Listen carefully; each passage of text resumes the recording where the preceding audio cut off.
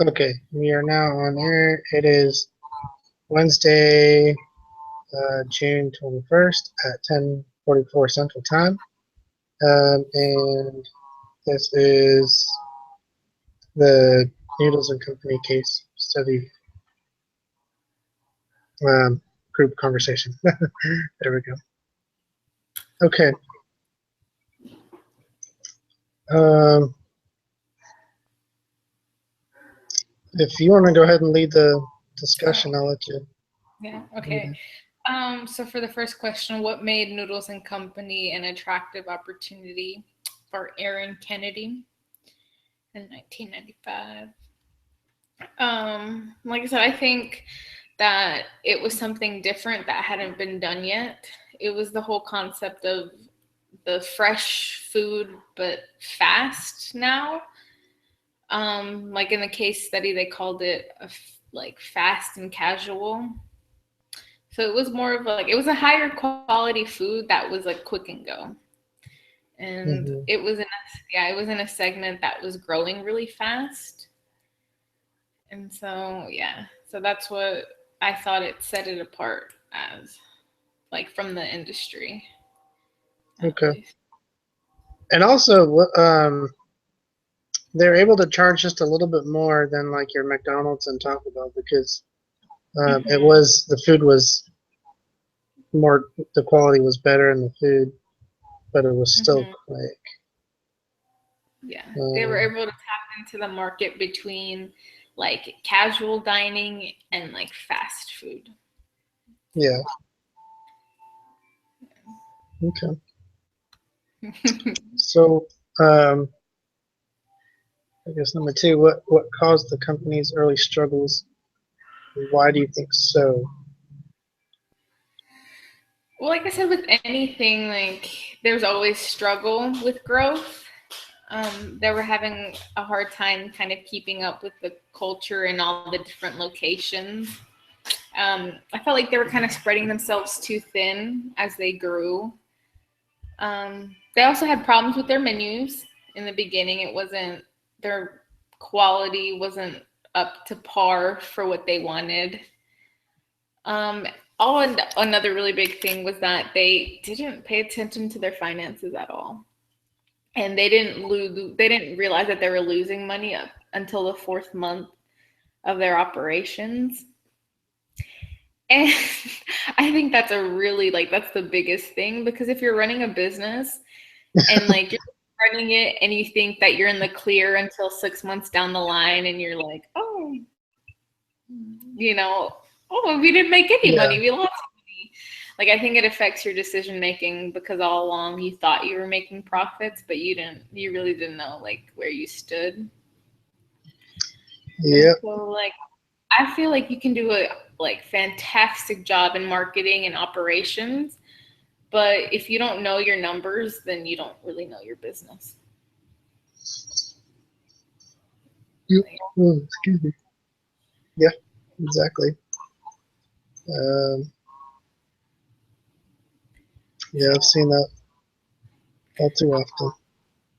yeah, so I feel like that was their biggest. Um, yeah. Uh, All right. mm, Um, any thoughts? No. um, yeah, Just just like from you. the. No, just like I mean, just like you said, they seems like they grew pretty fast, pretty quickly. Um, which I mean, I can understand. Like, if you want market share, if you want to dominate the market share for this new segment of restaurants, the fast and casual, you want to grow quickly, but at the same time, if you're not, you got to understand your limits, I guess. Mhm. And they didn't know their numbers, so how would they know their limit? Yeah. So yeah. Um, So then into number three, what role should financing play in the company growth? um, Um, well, just like you said when we previously went over the case, um, uh, drives up the assets and equity. Yeah, because they're getting like they have to get their operations running smoothly, but I think that it can make a huge impact. Like franchising can make a huge impact because funding and growth comes from like other people's capital, like people who want to buy into it and like start their own, like become members of the franchise. So like their money that they're putting into it helps fund that growth without coming from out of pocket, like expenses. Yeah. And yeah, just like I was saying, it keeps it local. Like it keeps having that franchise owner being a local person. I think helps, especially in the hiring process, because they kind of understand their community a little bit better. It's not as in the dark as far as being involved with, the community that it's in. Because that's what I've noticed too with like successful restaurants are involved in the community. Yeah. Like here in Hattiesburg, Nukes is a really popular place. Pizza place. It's called Nukes. NEWK''S. Oh. Anyways, they're really popular here, really big here. And like you'll see their banner on like because I guess baseball is really popular here especially during the springtime. But, so they'll have like their banners out there during the baseball season, and then also during the football season, they're one of the sponsors of the football games. Nice.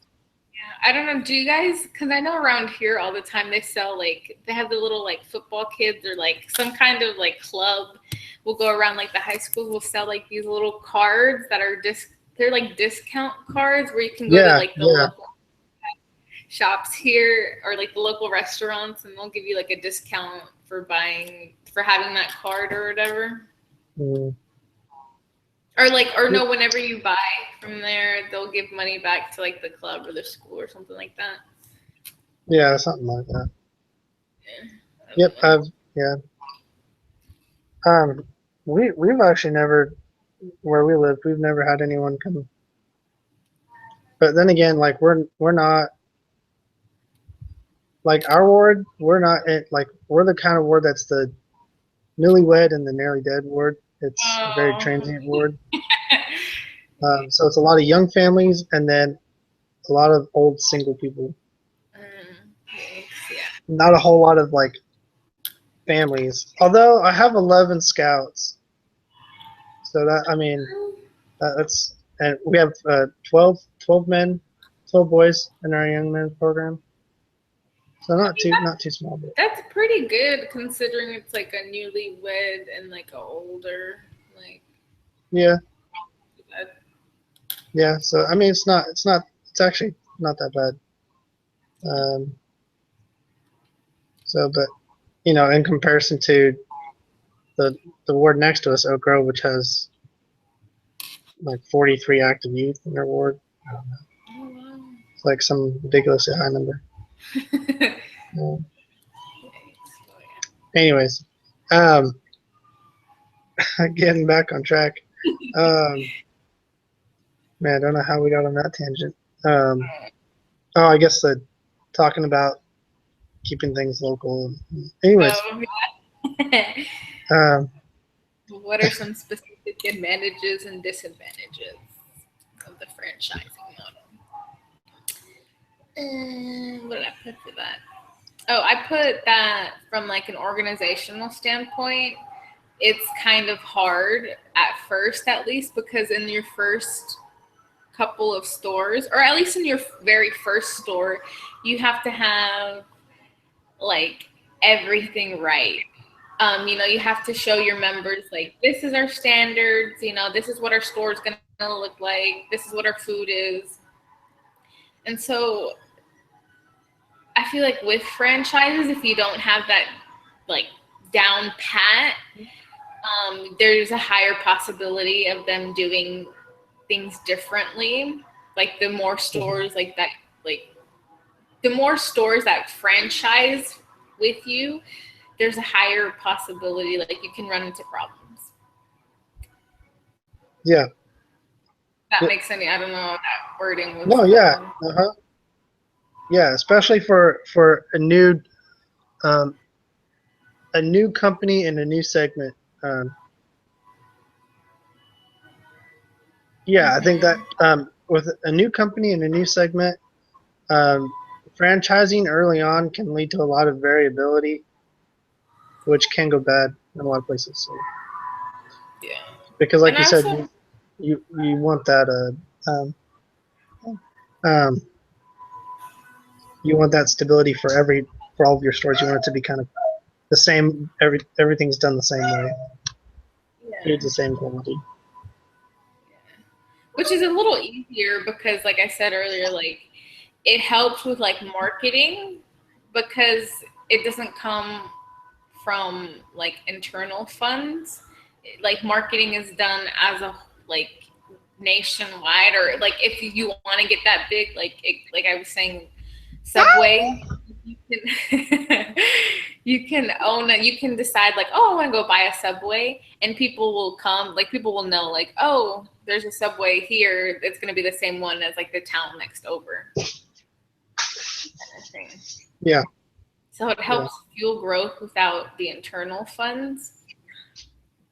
But again, like that can also be seen as a disadvantage because you have to be careful because each area is a little bit different. And so what works in one area isn't going to work with another. And with you don't, sometimes you don't have a lot of open range to do what you want because it is a franchise. So they have like their own guidelines and things, you know, at the end of the day, they don't have a ton of mobility. But like I said, like, did you know that McDonald's in Idaho, they don't have hot and spices? I'm sorry? Like they can have their local menus, which kind of help. But like I was saying, like the McDonald's, I didn't realize this until I moved out to Idaho for a couple months. And like the McDonald's in Idaho doesn't have hot and spices. The McDonald's in Idaho doesn't have what? Hot and spices? Like, have you ever had the chicken They sandwich? don't have hot and spices in Idaho? No, they don't. Wow. You know what hot and spicy is, right? Wow. My mind is blown. Yeah, they don't have things like that. Holy cow. Yeah, and so that's Oh what I'm saying. my gosh. Wow. Oh my goodness. That is why? I Why? don't know. I don't know. When I moved out there, I was like, "What?" I was like, "What do you people eat here?" Like, hot and spices are the only thing that are good at McDonald's. Well, come to think of it though, I like I rarely ate at McDonald's up there. I always went to the Taco Bell. So Really? Yeah, that's where I really like to. it was either But the no, Taco Bell you or never did Taco Bell. McMidnight. Oh well, no. If I did McDonald's at midnight, it was like to get like a McFlurry. Sometimes a cheeseburger, but Yeah, it was always like ice cream or some dessert or something. something like. But no, yeah, yep. I remember there's always a line right at midnight for McDonald's up in Rexburg. Mm-hmm. I was one of those people in that line. So, yeah. Well, going back to it, like there, it could be seen as an advantage and a disadvantage. It's just you have to be careful with. Yeah. Yeah. Well, and also just like I didn't even think about, just like you said about different places having different,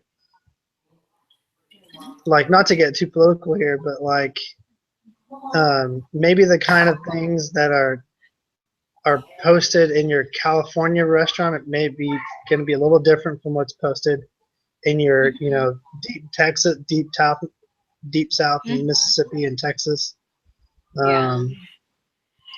Yeah. Rules are going to be a little different there. So, than up in California. So, yeah.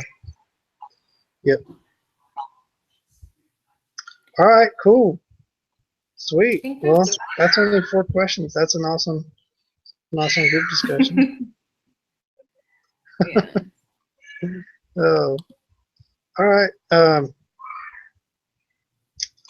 Well, let's see here. Okay, so are we meeting? Do we have another essay, or is it like an actual case study that's due on Saturday? Let me look at it real quick. I think it's an actual case study. Like, yeah, we have to meet this Let's hope I get the right case study. Progresso. Okay. Yeah, so it does look like a case study. Okay. So I guess plan to meet work for you. Yeah. Okay. Like and what works better for you like on Saturdays like during the like morning, day or night? It just depends, really. I don't know. Okay. Usually mornings or like early afternoon is better, but I don't know. Whatever works, honestly. I'm not picky. Okay. Like, Yeah, whatever I'm down for early afternoon. That works for me. So Okay. Well, yeah, we'll just keep in touch. I'm sorry. But yeah, we'll just keep in touch. Yeah. All right. Cool beans. All right. Well, hopefully next time you see me, my hair won't be this crazy. It'll be shorter. Okay. So, but yeah, we see you Saturday. Bye.